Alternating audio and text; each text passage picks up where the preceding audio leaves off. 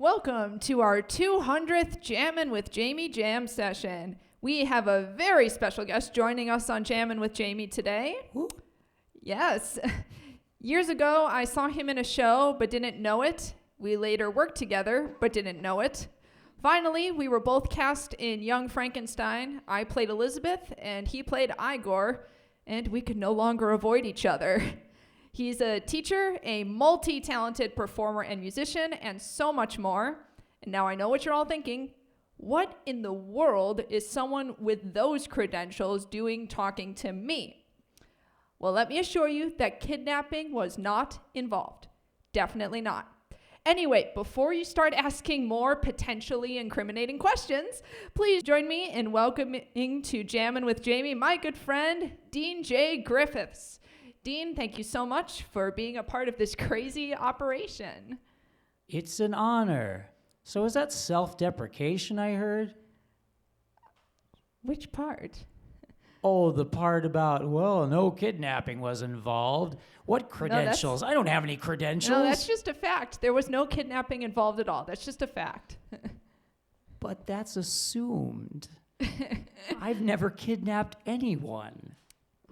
That's good. And now we've got that recorded. So if the police ever question you, we've got it. There we go. He has never kidnapped anyone. I feel like I'm digging an even deeper hole. Let's take that shovel away from you and switch the topic. Yeah, so Jammin' with Jamie has been on for 200 shows. That is crazy to me. It really snuck up on me.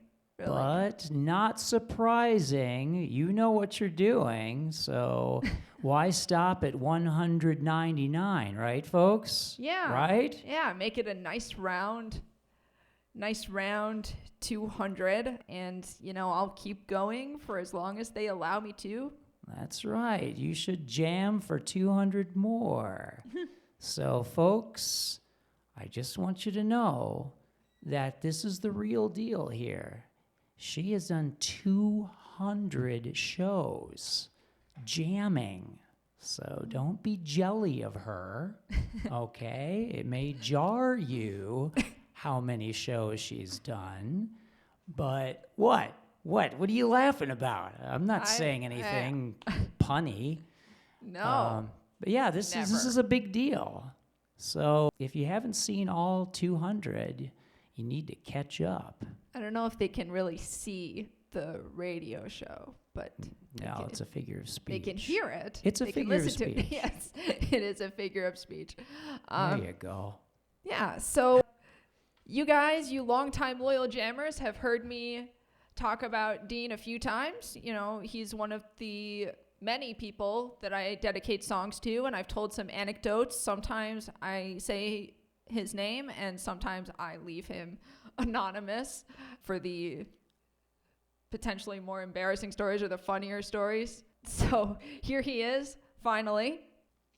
Yeah, it was funny when we did Young Frankenstein, we realized that we almost met quite a few times, and it just never really happened. And so then finally we got cast together in a show, and we finally officially met. A few times. I just remember Fright Fest. Right, that's what you remember, but we almost met because Dean and our mutual friend Kat were in a show together, and I almost auditioned for it, but I had something going on. And then I almost got to go see it, but then it sold out, so I couldn't go. And all during the rehearsal process, she's texting me about all the rehearsals and what's going on, and about this guy Dean, and you'd really like him. He's so funny. Dean. He flipped a table today. He scared a 5-year-old child accidentally. And I'm reading these texts going, okay. When did I flip a table? I don't remember that. You pounded on a table and it broke or something, or it flipped. I mean, obviously I'm going to have to talk there. to Kat about that. I don't remember that at all. Maybe you blocked it out of your memory. You repressed it. Maybe. Yeah. Or maybe age just took it out of my memory. Oh, yeah, age from 2 years ago. Yep. It's still aging. Yeah, we're aging right now. Yeah. And I'll bet the people listening to this can feel the aging process as they listen. I'm aging at this very moment. So You am I. can't see it, Yes. but I'm aging right now. Yes. Free radicals all over my body. Yeah, and also most recently, this summer of 2019, we did a show called The Complete Works of William Shakespeare Abridged. No way. Yes, we did. We did that, didn't we? Yes, we did. Yeah, it was nice. For those of you who aren't familiar with the show, it is hysterical, and it's about 3 actors who decide to put on every single play written by William Shakespeare in 90 minutes. And it quickly goes Berserk? south. Yes, very, very quickly, as they realize, they haven't done their research, they don't know their lines, they don't really know Shakespeare at all, so costumes and props are flying everywhere, and they're getting mad at each other, and it is hilarious with a lot of audience participation. It's a show I've always wanted to do ever since I first saw it in school, and yeah, it was awesome, and we totally pulled it off, and it was amazing. And I wore a skirt. You did, and you wore an Elsa wig, and you did a pole dance, which was really funny. I couldn't look at him when he was doing his pole dance because it was too funny. It would make me laugh. You should have looked at me. You all should have looked at me. I was brilliant. He is, though. I am the master of that pole. Definitely, yes. Ooh, can we edit that out? That doesn't sound right. You don't want to be called master of the pole? No, not anymore. No, not. So there was a time when you would have wanted to be. But not anymore. No. Okay. Yeah. Did I mention I was wearing a skirt? Yes, you did. Yeah. Okay, well, anyway. Yes, that was a fun show. I Yeah. enjoyed some of the improvisation I got to do because, I had my opening speech, I had my before intermission speech, and I doctored a little bit. Yeah. Without any major copyright violations, I hope. Yeah. But yeah, it was quite fun. Oh, yeah. And again, for those of you not familiar with the show, every production is really different because the playwrights encourage you to add jokes and make it your own. So Yep. we kind of had free reign to do what we wanted with it, and boy, howdy did we. Yeah, I played music too. You did. It was fun. Yeah, we were a great group, and the audiences received us very well. I think we ought to try it again. Only this time I'm gonna try to know my lines even better. Yeah. I need to study again. Oh, you knew them awesomely the first time, though. So, yeah, that's a lot of lines to learn. You're learning modern lines, but also learning Shakespeare lines. And one of the weirdest parts for me was learning the lines that actually had swear words in them, because in real life, for some reason, I just don't swear. It just doesn't occur to me to do it. So I had to practice those lines to make sure that they sounded natural coming out of me. But luckily, my character didn't really swear that much. Your character and our third cast member, Tara Petrozelli, I think you guys swore a lot more than I did in character. And I still euphemized quite a bit of my lines. Yeah, and I think you guys were mostly swearing at my character. Yeah, because my character drove you guys nuts. Yep. Which was fun. I got to play the goofball, which is fun because when I'm doing improv scenes, a lot of times I am the goofball because I'm the one who will go crazy and make the weird choice to take the scene in a new direction or to try and bring the scene together. But when I get cast in things, I'm not generally cast as the goofball, funny Lou Costello kind of character. So that was really fun to do, to kind of break type and to do that. That was awesome. And yeah, we did do quite a bit of improv with that show, which was so fun. And with only 3 of us, we became pretty tight. And you're right, we should definitely shop at other places, do it again, do it other places, because that is just such a fun show. And you don't need to know Shakespeare to enjoy it. Yeah, we still don't know Shakespeare. We memorized all those lines, but we still didn't know Shakespeare. Yeah.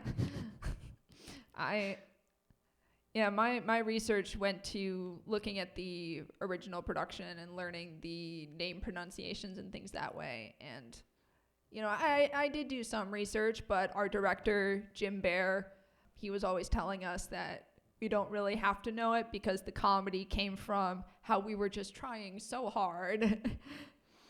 Yes, and failing in such a comical way. Yeah. Yep. Because sometimes failure is hilarious.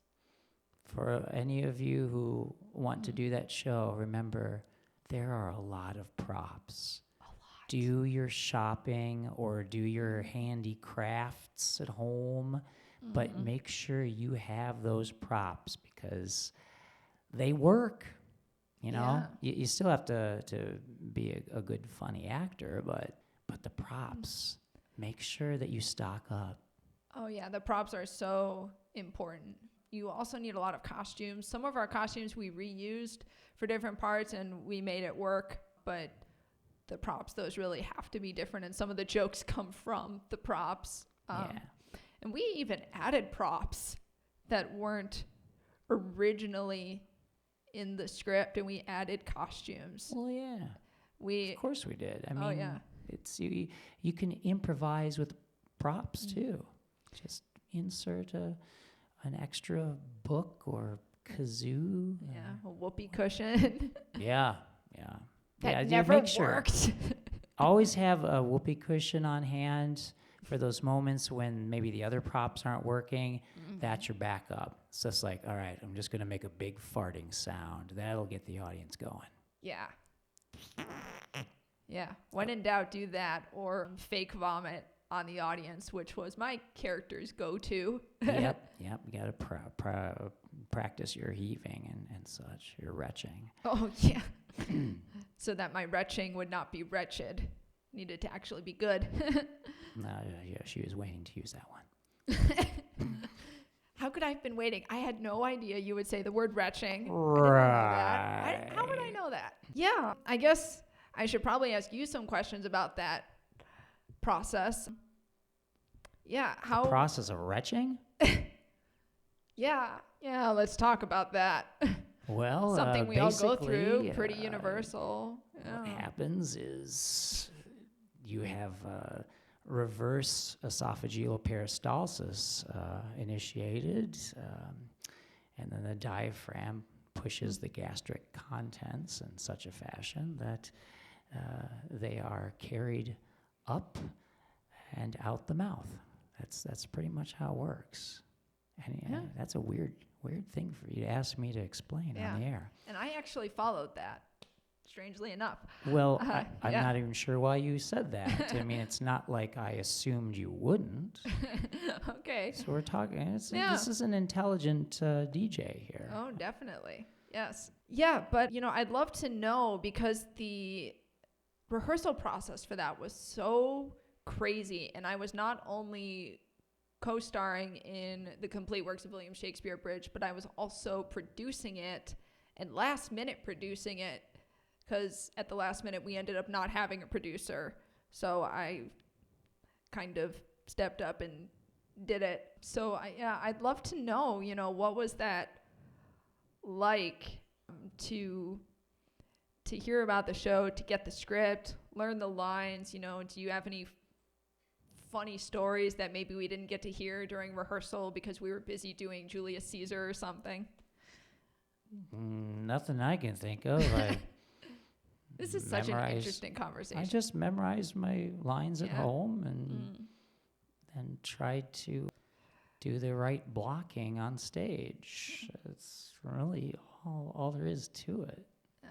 Were you nervous or intimidated by the script, the fact that it had actual Shakespeare in it? No, I wasn't nervous until it was time for me to know every single line and go perform it. But I mean, looking at any script, I expect there might be things I have to say that I don't normally say, certain sequences of words that I have never actually constructed in my brain and vocalized. It's somebody else's work. It's a playwright's creation that now I am going to implement with my voice, my body, my soul. So yeah, I mean, I'll look at a script and say, oh man, I got to say that, huh? And then I'll try it. I mean, whether it's something technical or some foreign phrase or Shakespearean lines, I'll give it a go. I don't really have a problem with the English language, and I'm pretty good with some Spanish. So if I have to memorize some Spanish lines, I could do that. Yeah, I'm not nervous during that. It's just making sure that everything's committed to memory by the deadline. Yeah, I get nervous sometimes about that. Some lines are not as easy to keep in my head as others. And with Shakespearean stuff, you can't paraphrase. No. I mean, there is a definite meter to it. There's definite rhyme there. And his use of words, there's no substitute. If he says unction in one of his scripts, you say unction. You don't choose a synonym for it. Unction is a beautiful word. And, well, yada yada. No, that was really interesting. You didn't have to cut yourself off. Yeah, I do remember our last rehearsal. I say we all, it was only 3 of us because there were only 3 of us in the cast, but we had a big group hug, just reassuring each other that we're there for each other, we've got each other's backs. And, if we messed up, which happened a few times, each of us had moments where we kind of either dropped a line or flubbed something or tripped. Threw a line across the room. I mean, it's this, again, folks, if you're going to do this show, be a team. You're not 3 separate actors up there. Do look out for one another, okay? Have one another's backs. You are an ensemble. You all need one another, okay? No one's better than the other 2. Remember that. We did. That's why we had the group hug, and we reassured one another, we can do this. We can do this. So if one of us flubs up a line, that's okay. The other 2 make up for it in that moment. The audience doesn't even notice because the audience is smiling, laughing, having fun. See, we don't have to be perfect.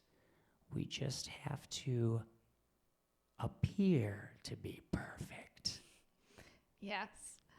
And that's important to remember for a lot of things. A lot of times the other person, whether it's an audience or maybe a boss or something, they don't always know the process. They don't always know what you are supposed to be doing. The audience isn't sitting there with a script to the show. So if you change something, if you act like you didn't mess up, if you act like that's how it was supposed to be and you don't call attention to it, no one is going to know. Except for the one person in the audience who came because they're the biggest fan of the show ever. And then they come up to you after and go like, hey, you messed up that line. Yeah, see, here, I brought the script. I have it annotated and everything. You see, on this page, you guys forgot to say this. And I'm just like, go away. Thank you for your ticket money. We already got your ticket money. Now go away. No refunds. Yeah. Yeah, that big hug that we had reminded me of something that improvisers often do. Which is hug? Some do, but before a lot of shows or just class performances or whatever it is, a lot of times people will go around and just start patting each other on the back and just go, got your back, got your back, until you've done it with everybody on the team, just to have that moment of literally showing that you've got the person's back. Because improv is scary. Yeah, scary. Although, weirdly, I don't get scared doing improv because it is such a blank slate, a clean slate. You can do what you want and none of it is wrong. You're not going to get that person after saying, hey, wait a minute, you messed up your line, because there's no script. You're just doing it, and then when you're done with it, it is gone, never to be seen again. So if you do a scene that totally bombs and is really bad, then you laugh about it, and the audience thinks it's hilarious that you're laughing at your own mistakes, but they weren't mistakes. They were just an experience, and then it's gone and done, and you're moving on to the next scene, and that next scene is going to kill, and it's going to be awesome. So yeah, weirdly enough, improv really doesn't scare me. And even with Shakespeare Abridged, doing all the lines didn't really scare me either. What was scary about that was that I was producer for the first time. So it was on me to get it done, to get all the costumes, all the props, all the funding, talk to the venue, get it advertised. That was all on me while I was simultaneously learning my lines. And so that was the scary part, especially as we went through rehearsals and it got better and better and we kept improving it. And it was so amazing. And I remember, Dean, you actually weren't there for this, but Jim Bear, our director, told Tara and me, when the three of you get up there on that stage, it's magic. And so that's wonderful to hear as an actor, but then as a producer, you're thinking, oh, shoot, it's on me to get this done. I want to get it done because this show is so amazing, and I don't want to be the weak link that makes it fall apart.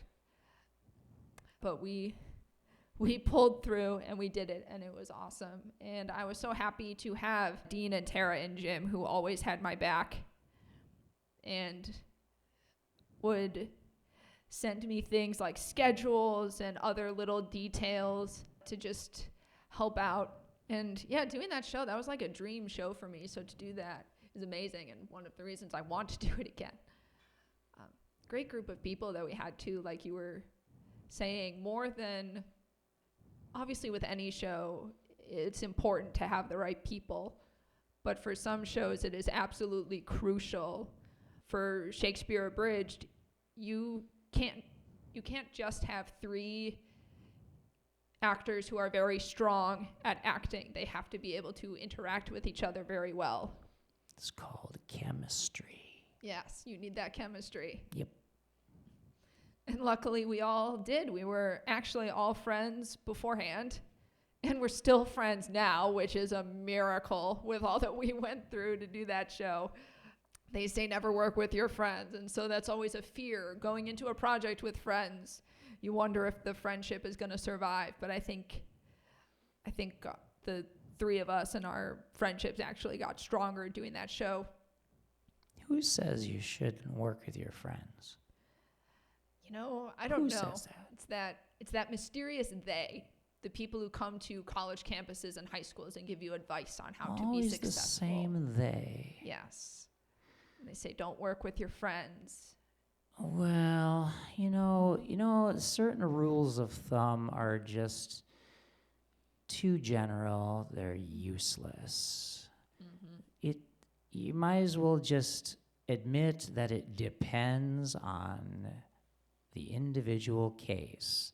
You're just not going to have one simple rule that says, don't work with your friends, it's terrible.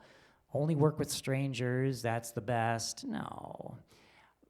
What I'm going to tell you is that whether you decide to pick a friend to be beside you on that stage or a stranger, you just got to come together. In the end, you have to say, we're going to work together to make this audience love us. Love us, audience, please. We really had good audiences, too. Thank you for all of you who attended our performances. We were very appreciative of it. we're not concerned that it didn't fill the entire building or break any fire codes. The ones that were there, the ones who were there, gave us the energy that we needed. Yeah, and Yeah. our audience was very diverse too. We did know in advance that some of our friends would be there, but we had personal friends, we had coworkers and colleagues. We had all different ages, from children in the single digits to a woman who's about to turn 90. Yeah. Yeah. Aileen, she's about to turn 90, and Aileen came with her family, and that was awesome. And then we had people who were total strangers to us. They just happened to see a poster and they came, and that was, obviously it's great when your friends come, but it's really cool and kind of a reality check when someone who you don't know and have never met before in your life suddenly comes to the show and is still impressed, and you go, wow, this isn't just my friends going, oh, hey, great job, you guys had fun up there. This is somebody who came to see an actual show and they enjoyed it. I appreciate them all, even if I don't know their names. Yes.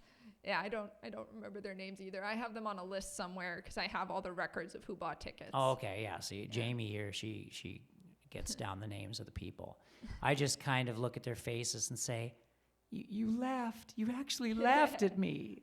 Thank you. Well, I have the names because as producer, I had to run the ticket sales, and so. Oh, that's right. Yeah, she is the producer too. Yeah. I was a mere actor, so they remain strangers to me. But Yes. really, it is so satisfying to have people come and watch you perform after all the work you put into it.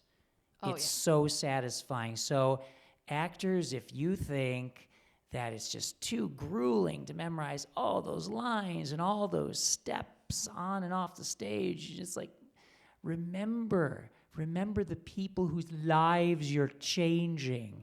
They came into there maybe feeling a little sad, maybe a little bored, maybe they had too much to eat, and now their stomachs are kind of queasy, and they're like, I need something to take my mind off this. And I can tell you, Jamie, we took people's minds off a lot of things because they saw us in the silliest costumes, playing with like wooden swords and making up all sorts of crud. It was something that I would be willing to do again as long as my brain can handle all that Shakespeare. I have to go over those scripts again as if from scratch, I gotta tell you. But really, I know I keep saying this as if we're teaching a lesson to other actors, but I'm just telling you from experience, it's great camaraderie. You get the right people together, and it teaches you to appreciate all those patrons out there. They could have gone somewhere else. They could have spent their money elsewhere. But when they come to see you, when they spend the money to see you, never forget that. Yeah. Never forget that they chose you that particular night. Wonderful people. Yeah. I'll never forget them, except I'll never know their names. Yeah. Except for our friends, of course. Yes, definitely. Our friends and definitely our bosses. We will never ever forget our bosses. Never forget our bosses. No, of course not. No. Yeah, and we did 3 shows during that initial run, and again, we're looking at bringing it to other places, kind of shopping it around, trying to figure out schedules and everyone's availability and all that. But so 3 shows is, it may not sound like a lot, but it can get repetitive. And, I'm doing a show right now that we have 15 shows to do. By the end, we're going to have 15 shows. And yeah, it sounds boring doing the same thing every night, but you have to remember that for the people out there who did come and pay to see you, it's not their 15th time seeing it. It's their first time seeing it. And you should be giving them the same show that you would give on the first night. But not really the same show. Yeah. the same Put in the same effort. The same same effort, yeah. spirit. But you'll never get the same show where Oh, that goes. Like no. that Shakespearean thing. No. Every show With a was so fully different. scripted show, even with a fully scripted show where you can't make any changes to the speech, you're blocking. There's going to be subtle changes from night to night. Things still happen. Your facial Oh, yes. expressions might not always be exactly the same from night to night. So that's why it's not boring for us actors. Oh yeah. We can still keep it fresh for ourselves. Yeah. So anyway, yeah. We had such a great ensemble too. That was really cool. It was really just, gosh, I could go on and on about that show forever because it was an amazing. Haven't we been doing that? We've been going on and on about it. I don't think it's been forever yet. I think it's close, but no, not quite. Oh yeah, not forever. quite forever. Yeah. Yeah. And when this guy talks about acting, you know, he says I'm a knowledgeable DJ. I got to say, this guy's a knowledgeable actor. He has played roles including Snoopy, the Cat in the Hat, Ebenezer Scrooge. As I said before, he played Igor in Young Frankenstein, and so many others that I don't even know. I don't even know anymore. Well, What because did you've I done play? so many. There have been shows that you've done twice, and I've actually had that experience now doing the same show twice with two different theater companies. Although you played a different role each time, whereas I played the same role. Yeah, I've enjoyed most of my roles at PM&L Theater, but I also am thankful to the Kirk players for giving me a chance. Shout out to Kirk players. As Renfield. That was a privilege to be able to do that. Get to play a crazy guy, really crazy guy, and it's crazy in a scary way. And I must have pulled it off. I mean, the director did a good job guiding me to recognize, I don't know, the duality of mind of this character, blah, blah, blah. But anyway, that and Round Lake area, Park District, Community Theater, been quite a few roles there, loved them. Costumes were really colorful, really great to work with. And when all of the crew casts, whatever the show was, I can't even remember all of them, but Round Lake gave me some good opportunities there. But you know, PM&L is one of my homes, and I'm grateful to have gotten to play things like The Cat in the Hat, because I like to appeal to child audiences, you know, make the kids laugh and to make them go, ooh, you know, what a magical creature. I mean, I like doing that. Cat in the Hat was a good family-friendly character. Got to play General Genghis Khan Schmitz, or I don't know, I remember his name, Schmitz, in a Round Lake production of Seussical. But there's been so many. Snoopy, as you said, was one of the characters that I got to play. It means I got to sit on the doghouse, and I got to play a role for my favorite Peanuts character. From the whole Peanuts comic strip, Snoopy is my favorite character, overall character. So that was an amazing opportunity to do that. But, you know, I can just say that about all of them. They all had their merit. All the shows, any of the theaters I was in, I played in Lysistrata for CLC. I mean, I think it was man number 7 or 8. I can't even remember. But what a great group I was working with. Directors was good, and, you know, it's a crazy story, of course. But I was one of the old chorus men, so I didn't have to dress in any special costumes. Well, look up Lysistrata. You'll understand why I'm doing that thing. You know. Okay. Yes. Okay. It's on my list now. Yeah, it's on your list. Yeah, look up Lysistrata. I mean, but I will. But any place that I've done any acting, I'm happy I did it. I don't have any regrets for any of those places. Yeah, I don't think I have any regrets for shows I've been a part of either. I'm grateful to PM&L as well for giving me a chance. First of all, without PM&L, I would have never met Dean here. And so I'm very grateful for that. He might have mixed feelings about it, but I'm here very we go grateful. again.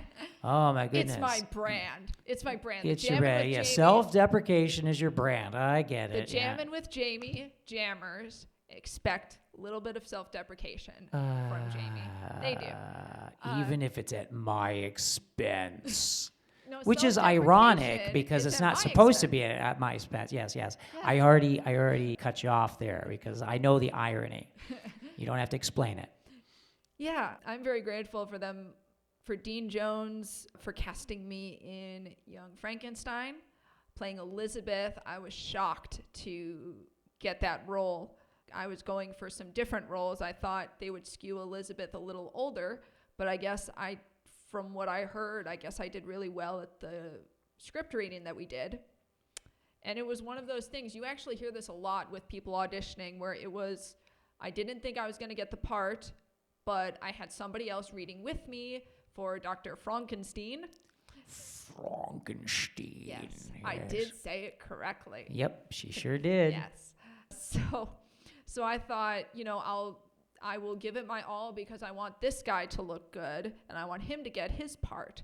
So I just was ridiculous and over the top comedic because I thought, no way I'm ever going to get this part. So I did a really high voice and going like, oh, I'm Elizabeth Benning, the adorable madcap fiance. And don't touch my hair and don't touch my nails. And yeah, that was actually the scene we were doing where I see him off as Dr. Frankenstein is going off to Transylvania to kick off the whole plot of the show. And then I ended up actually getting that part, so I had to do that Elizabeth voice for the whole time. I got used to it though, and I think it got progressively higher. Even during performances, I think it got higher and higher, and it got funnier and funnier. And a part that I was not used to playing, that's why it was funny that was my first impression at PM&L on everybody, that was the part I was playing. I can't say too much of it on the air because of certain regulations, but those of you who have seen the film, and especially those of you who have seen the musical, Elizabeth is a very particular kind of character, and she has to do some things and touch some things that I usually don't do, and that none of the parts I had played up to that point had done. So I had to do some things that I had never done in public, in front of people who were watching, and they thought I knew what I was doing. So that was a challenge, but it was really fun. And going back to what I said earlier about doing the same show twice, with Shakespeare Abridged, when we do it again, we're going to have the same parts. And I did a show called Vanya and Sonia and Masha and Spike. I got to do it twice, 1 year apart. I did it with the Kirk Players, who we gave a shout out to, and then I got to do it with PM&L Theater the next year, and I played the same part both times. Her name is Nina, and that was really fun. She was different both times because the other actors had different reactions to me, and so I had to act a certain way in response to them. And in Kirk Players, they gave me a lot of dresses to wear and a lot of heels, so that affected how I played the character. She was a lot girlier. Whereas when I did it at PM&L, Nina wore mostly my own clothes, actually. I had my own t-shirts, my own shorts, tennis shoes. So she was a lot more kind of like a kid, even though she's not really a kid in the show, but a lot less girly. But in both cases, she is very similar to my personality, so a big departure from playing Elizabeth, who is the opposite of me in every single way. But Nina was very, very close to my personality, which was also an interesting challenge. I had never played a character that was ever remotely like myself at all. I always played either caricatures or I was in the ensemble or something. And this was a character that was a lot like me. And that doesn't sound like it would be a challenge, but it was, because then I had to separate what was me and what was Nina. And that was a really cool show to be a part of, a very unique show. It's very funny, but it's also sad, and it's sweet. It's not a musical, and if you haven't seen it, I suggest looking it up. Vanya and Sonia and Masha and Spike. That one is just really fun, really unique. And yeah, a lot of the shows I've done have been very, very unique. Obviously, Shakespeare Abridged was unlike anything I had ever done because it combined Shakespeare and comedy and a lot of fourth wall humor because you're interacting with the audience and getting them involved. Audience participation is a lot of fun because you never know if they're actually going to participate. Our final performance, I was supposed to bring somebody up on stage, and usually by that point in the show, the audience is really into it, and the first person you pick will come up on stage, and nope, that didn't happen. I went through 3 people who I actually knew, and they all said no, they weren't going to come on stage. So I then just grabbed somebody and said, okay, you are coming up. Luckily, she was willing to. That was Monica. So shout out to Monica. Thank you for coming before I had to go through the entire audience to find a volunteer. Do you have any memories of Young Frankenstein that you would like to share? Because you had a really cool role in that. He won an award for playing Igor in that show. And deservedly so. You were very, very good.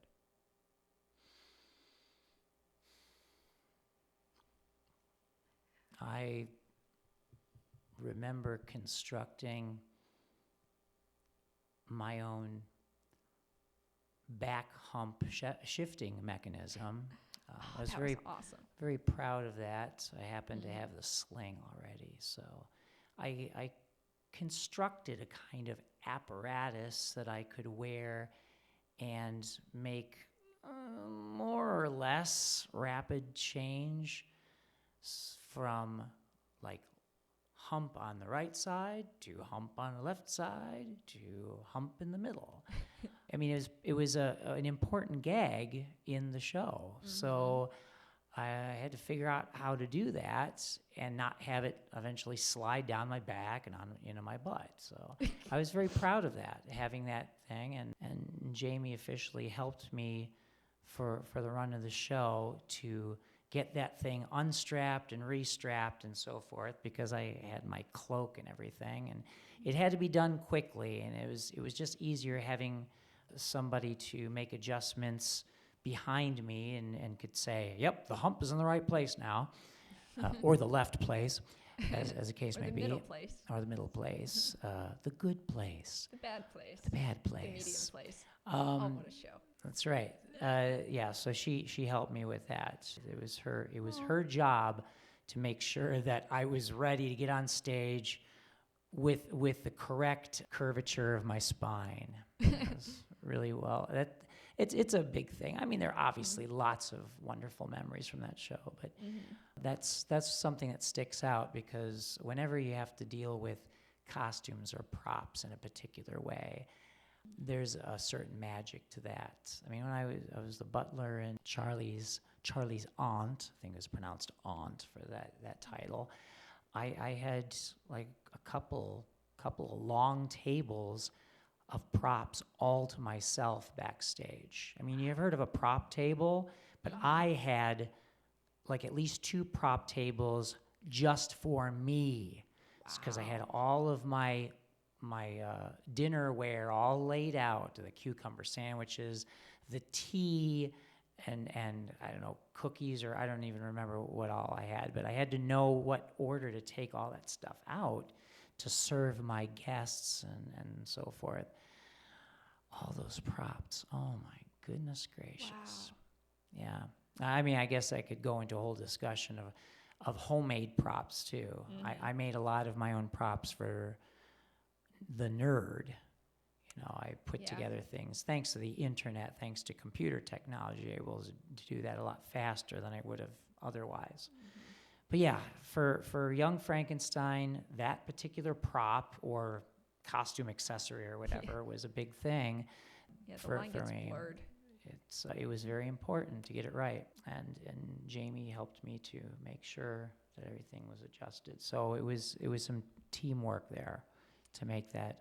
I should have named the hump. It should have had its own credit in the program. Humpy. Yeah, that's we would have thought of something more, something better. But yeah, it needed a name. I'm sorry I didn't think of one. No, it was a good show. I would definitely do it again, even though there was so much dancing and so much singing. Oh my gosh, I'm not a musical guy. I'm not into musicals. That is a lie. That is a lie. That is a dirty lie. No. I'm not a musical person. I'm telling you. It's not my preference. It's not my forte. Well, you but fooled me. It's what I do sometimes. I'm not going to deny that. Yeah. I've been in musicals. It doesn't mean that I'm a musical kind of guy.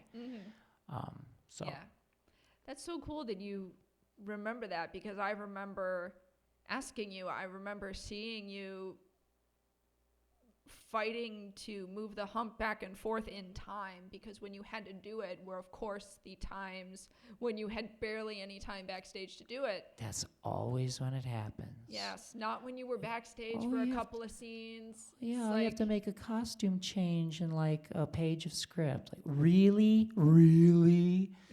Yeah, leading ladies. There's an example. I had to have a couple of dressers backstage ready to to rip my clothes off. As soon as I walked off stage, they were there to rip my clothes off so I could put some other clothes on. I mean, it's like I had a dress on, and they'd rip that dress off, put another dress on. And they had it, they had the timing perfect. They were very well coordinated. Without those two, I would have been a mess trying to keep up with that character and all of his costume changes. Yikes. But yes, the hump, that alone was a beast. Without help, I wouldn't have been able to get that. I would have had the hump in front of me, and people would have seen me with a very large bosom instead. It's like, okay, that's funny, but that's not Mel Brooks funny for this show. And that was my character's thing. Right, that was your character. Thing. It was your bosom that everybody was supposed to look at. Yeah. They look at my hump, they look at your bosom. Yeah. Oh, there were lots of puns about humps, definitely. Yep. I remember you called me your hump helper. That was... Did I call you that? Yes, you did. I couldn't think of something better, I guess. You did. You signed my program. Hump helper. Saying, to my hump helper. Yeah. Well, hey, you could have done worse with the naming for that, considering it was called a hump. I was glad that hump helper was what came out instead of something else. Oh, I have something else I can throw out as a nice memory, and that is getting to pretend play the horn as Igor. Another thing you had no time off stage to do. Right. So I had to hand it to you. Yeah. Or for those who might not know, a French horn. I mean, they just call it a horn, but yeah, the French horns. It's just beautifully shaped, and I didn't know how to hold it. Somebody had to explain to me how to hold this thing, but it was just fun, pretending I knew how to play it. Oh gosh, it's always pretending you know how to do something. Yeah. That's what acting's all about, pretending. Yeah. In Vanya and Sonia, Masha and Spike, I didn't have a lot of props to use. I think I used maybe 3 props in the whole show. But what was interesting was when I did it with PM&L, I had a part where I was supposed to have an MP3 player. So they got a fake MP3 player for me to have, and I was just kind of fiddling with it backstage, getting used to it, and I hit one of the buttons, and it hurt. What I didn't know was that to keep it cheap and under budget, not only was this a fake MP3 player, but it was a prank MP3 player.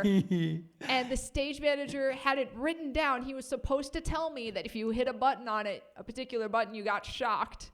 He did not tell me.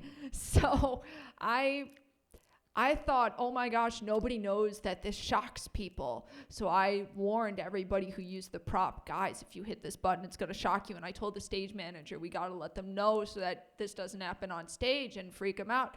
And suddenly the stage manager starts laughing. And he starts talking over his headset to some of the other crew and saying, oh, I never told Jamie it was a shock toy, and she just found out. Awesome. So I kind of embarrassed myself. Yeah, if you have a shock toy, please tell your cast.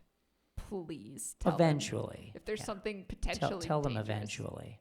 Yeah. Oh, man. And Shakespeare Abridged, all the props that we had to deal with, that we were juggling back and forth, we barely even had formal prop tables because we didn't have a lot of time backstage. Yeah, but none of them were shock toys. No. So. We just had a retractable knife that broke during our last performance. Yeah, it did. But that was okay because we were able to, well, Dean was able to play it off. I was dead at the time. Yeah, she was busy being dead, although I think she might have been giggling a little bit. You have no The death throes. Yes, the death rattle. I wasn't laughing. That was my death rattle. That was my very serious Romeo death rattle. Yeah, no, it was easy to play off too, because I mean, when something that goofy happens, you can't be serious about it. You can't say, "Oh man, it just ruined the scene." It's like, no, that made the scene better. It did. Oh my gosh, it did. It did. Yeah. And that was a time where I wanted to communicate. I was just talking about the shock toy and how important it is to communicate with people when you're doing any sort of production. But I didn't have time. It broke when I was backstage, and I had to come on stage and then die, and Dean had to take it off of my dead body. So I had no conceivable way of warning him, Dean, this knife broke. It no longer has a blade. And we cannot find the blade. So he took it out on stage and found out the hard way. Yep. That it had no That's blade. Romeo for you. It still worked. It still worked. So That folks, was whenever amazing. you have prop malfunctions or costume malfunctions for a show like the complete works of Shakespeare Abridged, don't worry about it. Make it part of the act. Yes. It'll just be different. Yeah. Different comedy, but still comedy. Yes. You can still get the audience to laugh with broken things. If you can come up with some great one-liners to deal with those broken things, then do it. Oh man, it's just those kind of shows can be nerve-wracking because you have to think of things on the fly, but at the same time, it's so ego-boosting to have that power. And as you could say, I made the audience laugh with something that I came up with. It's not somebody else's words, it's my words. I did that to them. Yes. It's great. It's a great feeling. So enjoy it. Soak it up. Yeah. And that's when the chemistry with the cast especially helps. Even though at that point Dean was essentially alone on stage, he just had me as a dead body. I was so alone. No one there beside you. Yeah. But I'm all alone. That's a different show.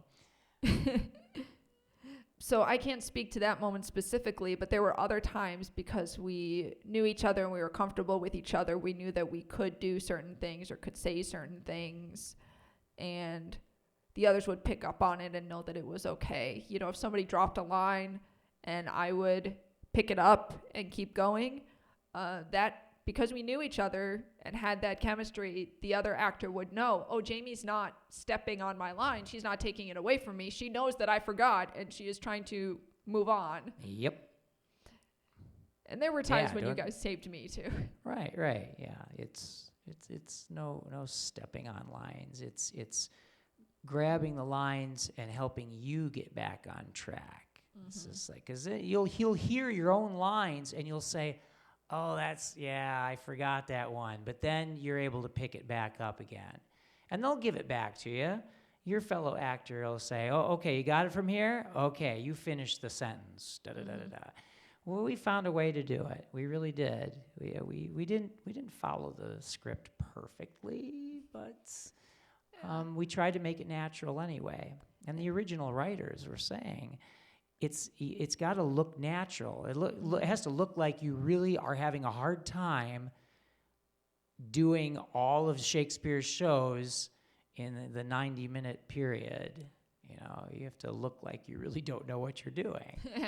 And sometimes we weren't faking it when we didn't know what we were doing. Oh. Oops. Yeah, sometimes. They didn't know the difference. None of them. No, they didn't. No.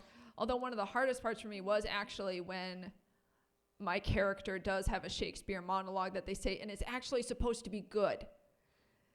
It says in the script that it's got to be like subtle. Oh, yeah. It's got to be subtle, no crazy interpretation.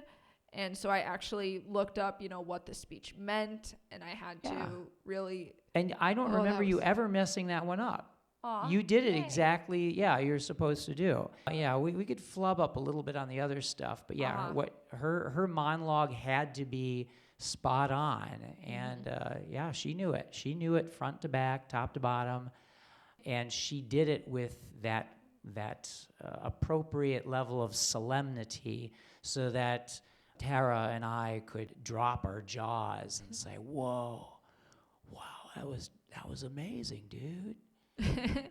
Another moment where I couldn't look at you guys, because during one of the shows I did catch a glimpse of you out of the corner of my eye, and it was so weird to watch you guys reacting to it. I couldn't look at you because I had to be so in the moment. If I looked at you guys, I would have started laughing, although it was kind of a cool ego boost. Even though I knew you guys were acting, it was a fun ego boost to go like, oh hey, they were impressed. They were acting impressed, but they were impressed. I was definitely acting. Definitely. And he's making funny faces at me right now, because if I laugh, there's no proof that he made funny faces, because we're on the radio. So of course. Thank you very much, Dean.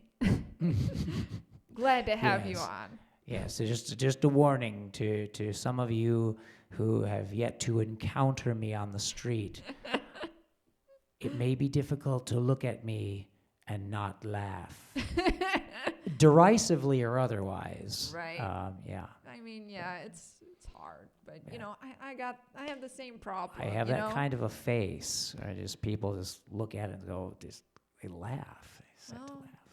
I mean, it's like what people tell me, I got a face for radio. But I also have a voice for silent movies. So, I don't really know where to go. Maybe I can be in one of those Andy Serkis style motion capture suits and do that, where you don't need my real voice or my real face.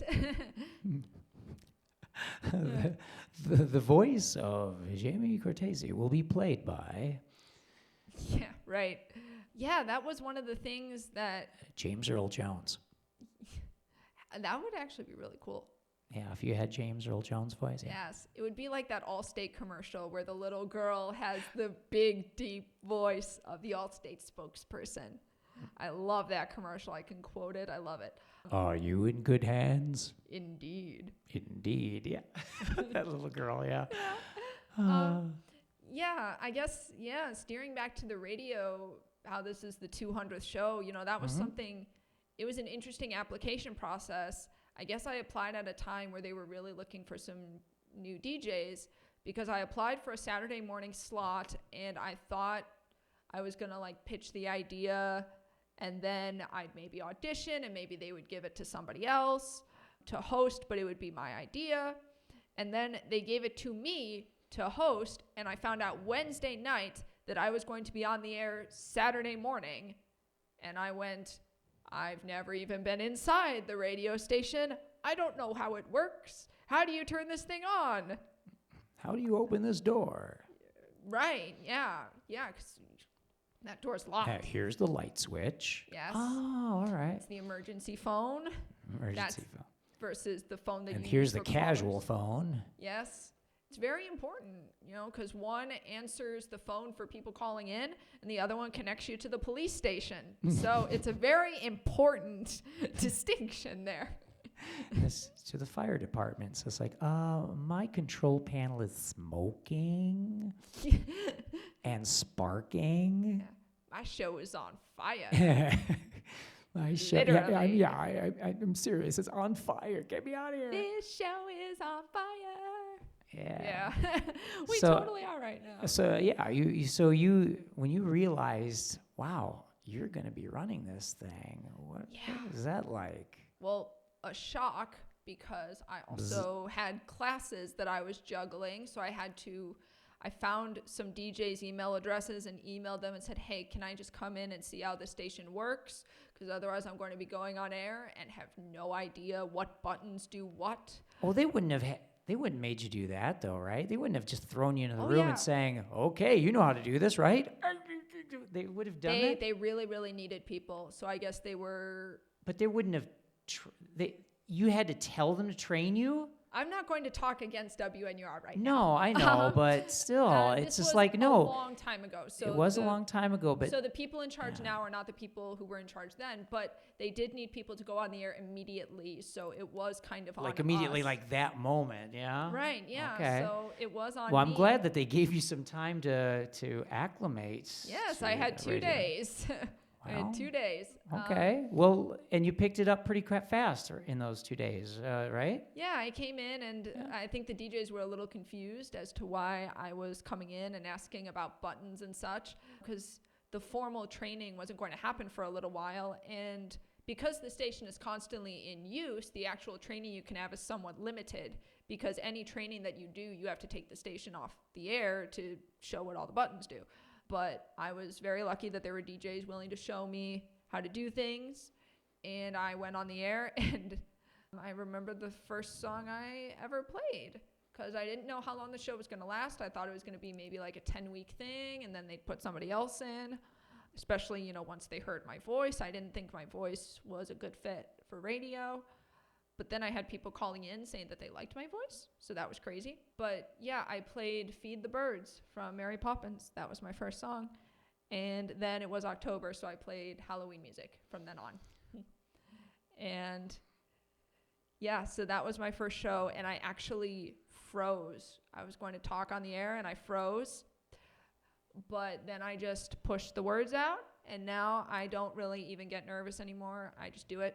Dean, I want to thank you for joining us. Dean, I am so thankful that you did this. I hope that this is the first appearance. We would love to have you back, and I'm so happy that we're friends. I'm so happy to have met you, and I'm so glad to finally get you on here, because I want everybody to know how entertaining this guy is. And no, don't give him my job. Do not. I want to keep this show, please.